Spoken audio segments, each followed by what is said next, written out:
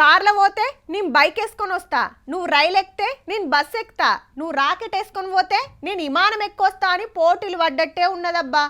మొన్నటిదానిక జరంత నయమే ఉండే. బంగారం ఏమంట నిచ్చెనెక్కి మీదికి పోతుందో ఎండి కూడా వెనక మరల అడుగులేసుడు షురు చేసింది. ఇంత ఇంత వెరుకుంటా ఇవాళ ఈ రెండిటి కథ ఎట్లున్నదో చూడుర్రి జరా.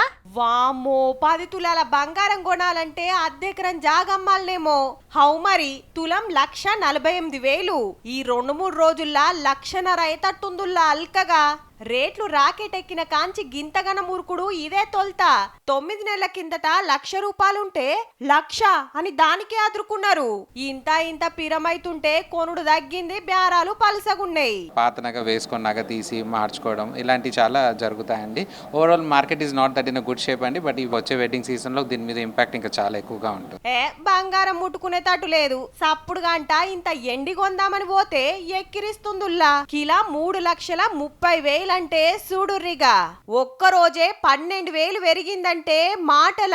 10 తులాలు 33,000. తులానికి 3,300 పెట్టాల్సిందేనబ్బా. డిసెంబర్ 31 కు 2,35,000 ఉంటే 20 రోజులనే 1,00,000 పెరిగి బగ్గున మండుతాంది.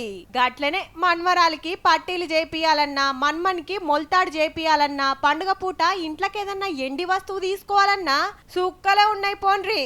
వెండి 70,000 60,000 ఉన్నప్పుడు కొంత కొన్ని పెడితే అమ్మాయిల పెళ్లిళ్ళకి బాగుండేది. ప్రస్తుతం ఇంత 3 లక్షలు దాటింది. మినిమం ఇవ్వాల్సిన సామాన్ కూడా ఇవ్వలేకపోతున్నాం. మొన్న మా మనవరాలికి అన్నప్రాసనకి కొన్నప్పుడు ఒక చిన్న గిన్నె 36,000 అయింది. సిల్వర్ కానీ గోల్డ్ కానీ అసలు ఎక్స్పెక్ట్ చేయలేదు. ఏది ఉన్నా మన అవసరాలు అయితే తప్పవు కదా, కంపల్సరీ తీసుకోవాలి అనుకున్నది మాత్రం తీసుకుంటున్నాను. గింతగనం పోటీపడి మీదికెందుకు ఉరుకుతున్నాయంటే దునియాల పరిస్థితి మంచిగా లేదు. మరి దేశాల నడుమ యుద్ధాలు, ట్రంప్ గారు పన్నుల బాంబులు, షేర్ మార్కెట్లు షేక్ అవుడు. మార్కెట్ ఎప్పుడు ఎట్లుండేది తెలుస్తలేదు. ఇగేముంది, పెద్ద పెద్ద సావుకారులంతా బంగారం ఎండి మీద పెట్టుబడులు పెట్టేటోరకు రేటు రయ్యిన ఉరుకుతాంది మన సొంటోళ్ళకి అందకుంటా. ఇక చూడబోతే ఇతడి నగలే బంగారం అని, రాతండి వస్తువులే ఎండని మురిసే రోజులు వచ్చినట్టే పో.